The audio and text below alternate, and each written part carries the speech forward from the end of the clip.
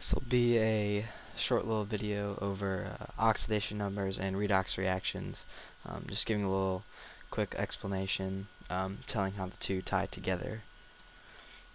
A redox reaction is a reduction oxidation reaction, where the redox term comes from, and basically it just describes a reaction with the transfer of electrons between two chemical species.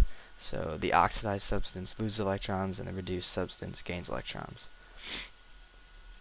A redox reaction, just for example, would be 2Ca plus O2 yields 2CaO.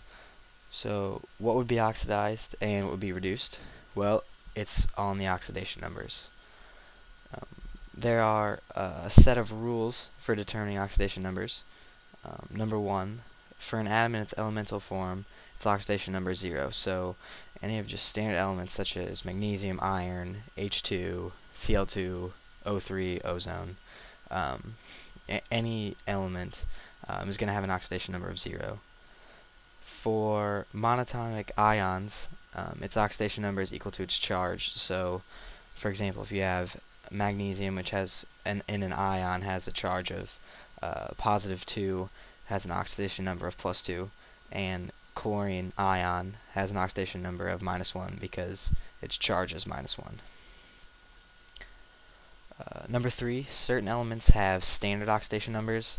So oxygen is almost always going to have an oxidation number of -2, like in H2O and carbon dioxide, CO2.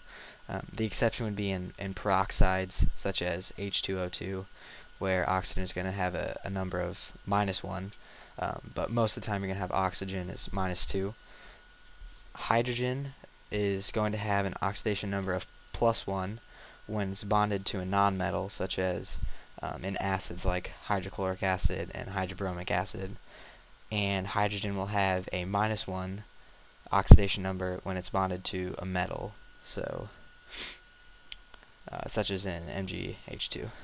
And fluorine, since it is the most electronegative element, it will always have an oxidation number of -1, always. For other covalent compounds that do not contain hydrogen, oxygen, or fluorine, the most electronegative element has an oxidation number equal to its charge as an ion. Just to take a second and review periodic trends, specifically electronegativity, which is a very important periodic trend when determining oxidation numbers. You can take a look at the chart, which has the periodic table and the trend clearly labeled. From left to right across the periodic table, electronegativity increases, and from bottom to top up the periodic table, electronegativity also increases.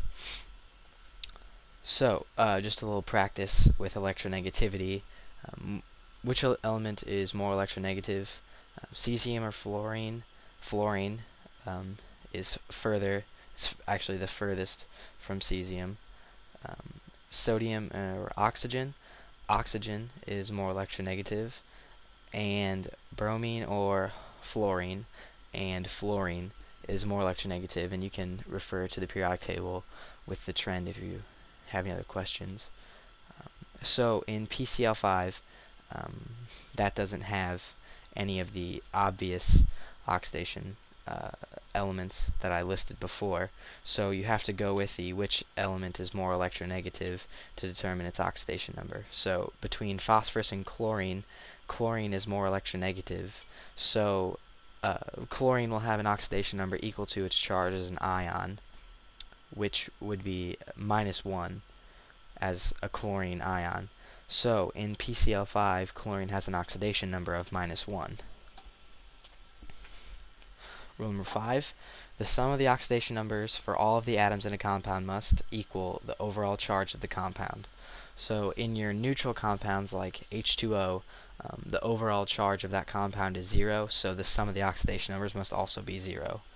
And in ions like the sulfate ion, which has an overall charge of -2, the sum of the oxidation numbers must also equal -2, and the same goes for the phosphate ion, which has a charge of -3, the sum of the oxidation numbers must also be -3. So back to the original oxidation reduction reaction. we have 2Ca plus O2 yields 2CaO.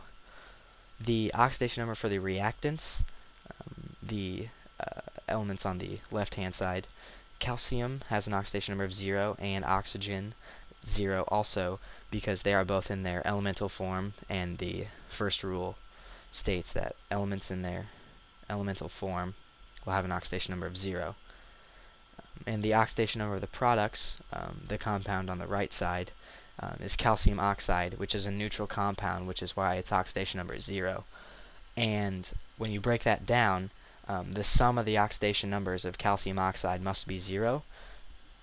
Oxygen is in this compound, and this is not a peroxide, so like I said earlier, oxygen's oxidation number will be -2, which would mean that calcium's oxidation number must be +2 to have the 0 overall total.